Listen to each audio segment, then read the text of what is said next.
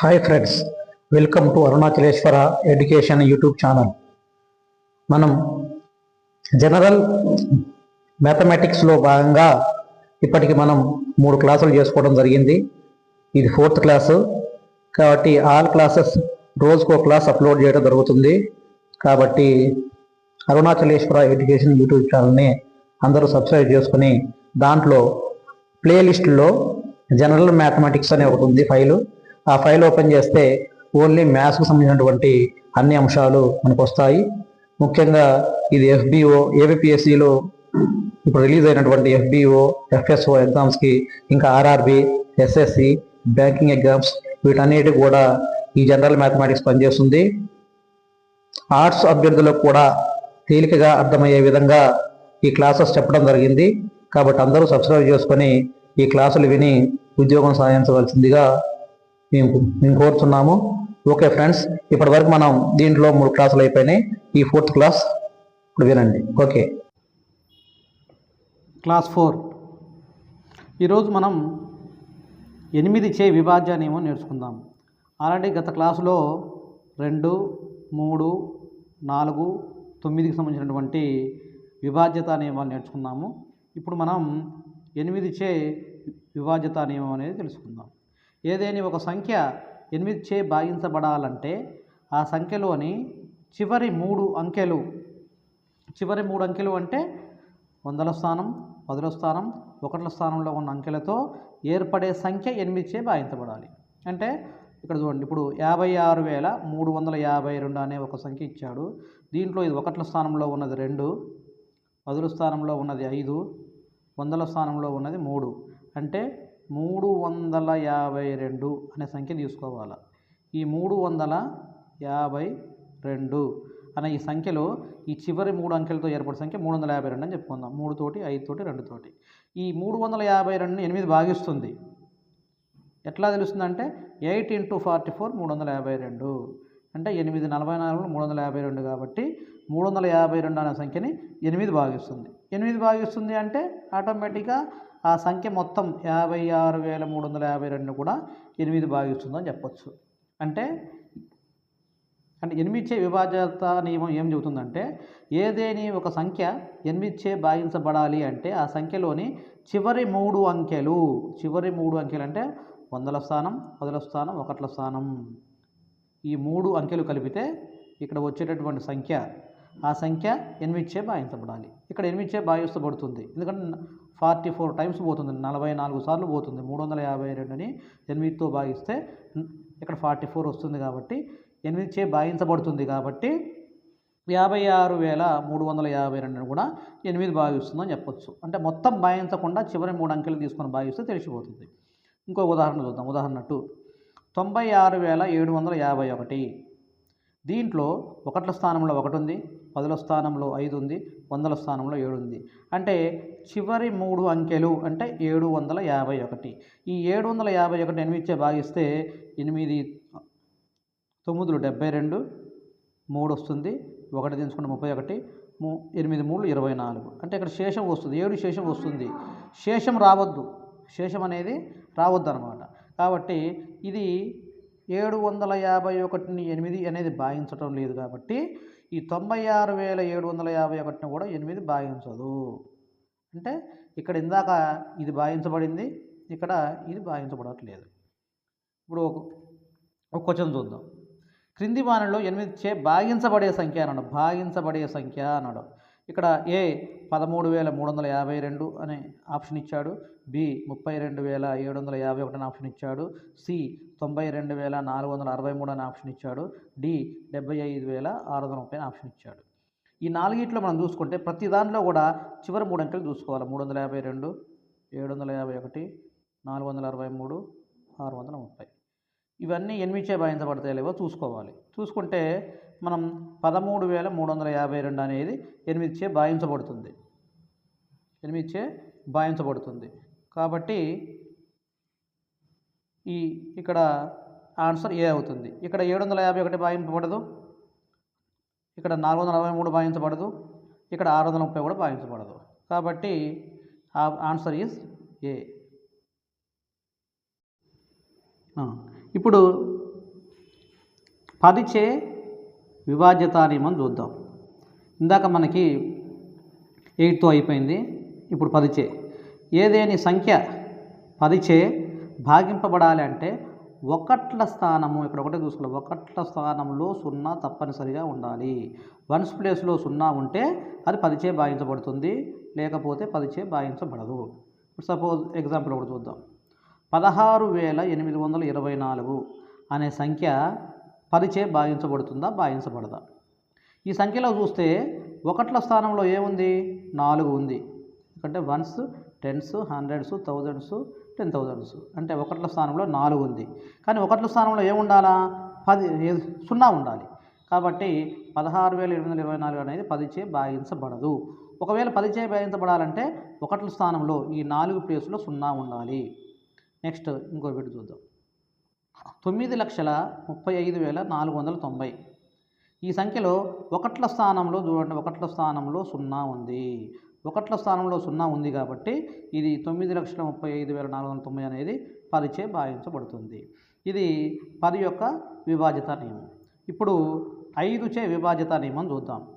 ఏదేని సంఖ్య 5చే భాగించబడాలంటే ఆ సంఖ్యలోని ఒకట్ల స్థానంలో 0 కానీ 5 కానీ ఉండాలి. లేని ఎడల అది 5చే భాగించబడదు. ఒక ఎగ్జాంపుల్ చూద్దాం. అంటే 5చే భాగించబడాలి అంటే ఒకట్ల స్థానంలో 0 కానీ 5 కానీ ఉండాలి. 0 ఆర్ 5 ఈ రెండిట్లో ఏదో ఒకటి ఉండాలి. ఇప్పుడు ఒక బిట్ చూద్దాం.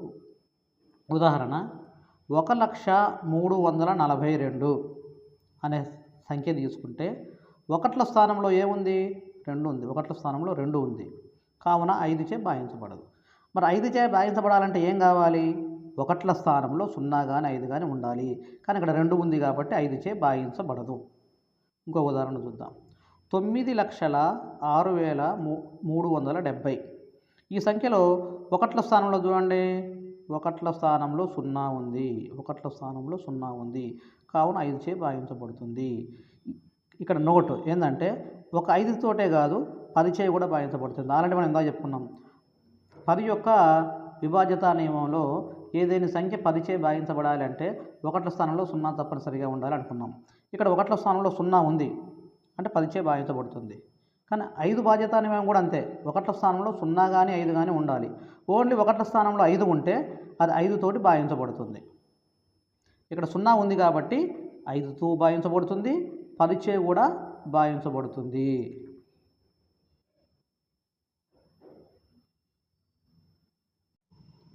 ఇప్పుడు 11చే విభాజ్యతా నియమం చూద్దాం. 11చే ఇప్పుడు వరకు 8 అయిపోయింది. ఆల్రెడీ మనం ఇందాక 8 చెప్పుకున్నాము, 5 చెప్పుకున్నాము, 10 చెప్పుకున్నాము. ఇప్పుడు 11చే విభాజ్యతా నియమం చూద్దాం. 11చే విభాజ్యతా నియమం ఒక సంఖ్యలో బేసి స్థానాంకాల మొత్తం అంటే లెఫ్ట్ నుంచి 1వ, 3వ ఇట్లా ఇనికెళ్ళాలి 5వది. అదేవిధంగా సరి స్థానాంశాల మొత్తం ఈ రెండు మొత్తాలకు ఉండే భేదము వాటి యొక్క తేడా 0 లేదా 11చే భాగించబడాలి. అంటే 11 కారణాంకం కావాలి లేదా 11చే భాగించబడాలి.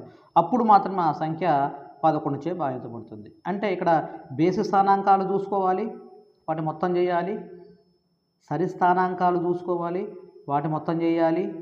ఆ రెండిట్లో పెద్ద దాంట్లో చిన్న తీసేయాలి. వాటి యొక్క భేదం చూడాలి, 0 ఉందా లేదా అది 11చే భాగించబడుతుందా. అంటే 11చే భాగించబడాలి అంటే 11 కానీ 20 అంటే 22, 33, 44 అనేవి ఉండాలి. అవి ఉంటే లేదా 0 ఉంటే అప్పుడు ఆ సంఖ్య 11చే భాగించబడుతుంది. ఒక ఉదాహరణ చూద్దాం. 4,25,260 అనే సంఖ్య ఒక ఎగ్జాంపుల్ తీసుకుందాం.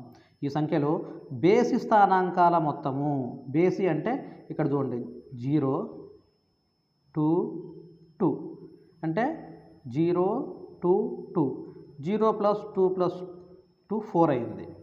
అంటే ఇక్కడ 4, 2, 5, 2, 6, 0.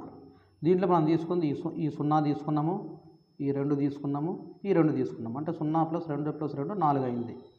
ఈ మొత్తం అయిపోయింది. నెక్స్ట్ ఇప్పుడు సరి స్థానాంకాల మొత్తం చూద్దాం. ఈ సరి చూసినట్టయితే చూడండి ఇది బేసి కాబట్టి ఇది సరి 6, 5, 4 అంటే 6 + 5 + 4 15 అయింది. ఇదేమో 4 అయింది. బేసి స్థానాంశాల మొత్తం సరి స్థానాంకాల మొత్తం 15 అయింది. ఈ రెండింటి భేదం అంటే తీసేయాలి. 15 నుంచి 4 తీసేయాలి. 15 - 4 11 వచ్చింది.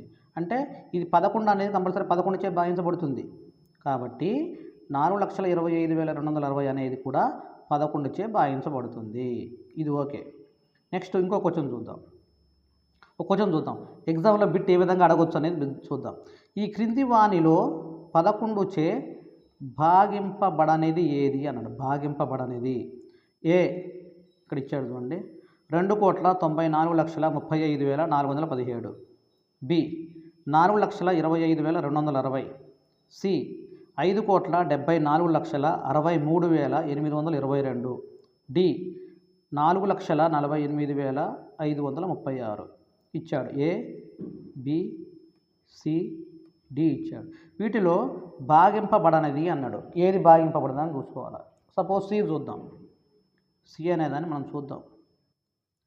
5,74,63,822. దీంట్లో ఎందుకు అంటే ఇది ఎందుకు భాగింపబడట్లేదు అంటే చూద్దాం. బేసి స్థానాల అంకెల మొత్తం. బేసి అంటే వెనకాల నుంచి రావాలి. ఫస్ట్ ఇది 1వ, 3వది తీసుకోవాలి. అంటే 1వది 2, 8, 6, 7 అంటే 4 తీసుకోవాలి. అంటే 2, 8, 6, 7 చూడండి. ఇక్కడ 2 + 8 + 6 + 7 తీసుకుంటే మొత్తం బేసి స్థానాంశాల మొత్తం 23 వచ్చింది. ఇప్పుడు సరి తీసుకుందాం. సరి అంటే 1వ వదిలిపెట్టి 2వది తీసుకోవాలా. 2, 3, 4, 5 2 + 3 + 4 + 5 చూస్తే 14 వచ్చింది. ఇప్పుడు ఈ రెండింటి భేదం చూడాలి. బేసి స్థానాంశాల అంకెల మొత్తం 23 వచ్చింది. సరి స్థానాల అంకెల మొత్తం 14 వచ్చింది. ఈ రెండింటి భేదం అంటే పెద్ద దాంట్లో చిన్నది తీసేద్దాం. 23 - 14 చేస్తే 9 వచ్చింది. ఈ 9 అనేది 11 చే భాగింపబడదు. కాబట్టి మొత్తం కూడా 5,74,63,822 అనేది కూడా 11 చే భాగింపబడదు.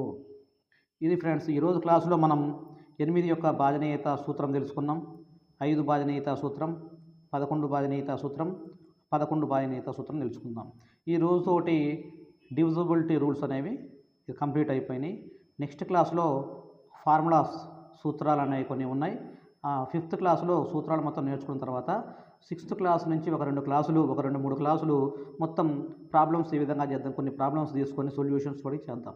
Okay friends, thank you for watching.